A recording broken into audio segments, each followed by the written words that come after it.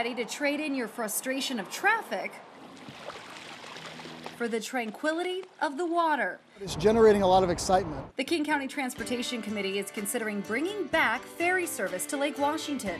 At this time when we have congestion on our roadways, we're looking for more reliable routes, and the ferry provides that. County Council member Rob Dombowski chairs the Transportation Committee. He decided a few years back to study the feasibility of ferry service, as the traffic jams on the 520 and I-90 are only getting worse. And that is just gridlocked. Your commute times can vary there from a half hour to an hour and a half. It's not reliable. We don't have a lot of choices on roads today. Welcome the Lake Washington ferry idea. It's not like our area isn't familiar with ferries. We have the largest system in the country, and the county already runs the water taxi to West Seattle. It's a more costly option for sure than adding more bus capacity, but buses without corridors, they get stuck in traffic too. The county has been studying the Lake Washington ferry idea for years, but Dombowski says this time it's different. Along with the traffic, more people are moving to the north and east sides. And now there's light rail on the University of Washington campus. Get on a boat. If you're a student at the University of Washington, you're at school. If you work downtown, you get on light rail. 8 minutes later, you're downtown. The report identified 3 potential routes: Kirkland and Kenmore to the University of Washington, and Ballard's Shilshoe Bay Marina to Pier 50 in downtown Seattle.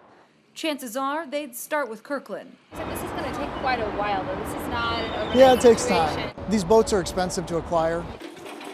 What we're looking at here are the Williamson collection of photographs. If you remember back at the beginning of the story, I said the county wants to bring service back to Lake Washington. Well, we're going to be looking for inland, I think, for the most part. Well, that's because before 1950, ferry service here on the lake was a staple. Okay, we scored. Whoa. This is the Atlanta. And the man who can tell you all should about be it, Joe Barr. He's a volunteer with Mohi's Georgetown Library. At the time, there were very few roads and a lot of people needing to get from one place to another. He tells us back around 1890, small passenger boats started popping up on Lake Washington. By the turn of the century, they were packed. The Atlanta, which was built in 1908. Let's take a look. Okay, they're passenger only. There's probably, I don't know, over 100 people, maybe 200 people on that boat. Around the First World War, roads were being built and the ferries reincarnated. There were auto ferries that went like from Kirkland to Madison Park. Including this one, the Leshai, and 2 others. And they were all not very large compared to what we have today by any means, and the cars sort of fit into the middle. What happened in the 1950s that all of this ended up stopping? Roads. I mean, there was the floating bridge came in, and you didn't need service to Mercer Island anymore, and you could get to Kirkland in under an hour. But just like fashion, what was once in style comes back around.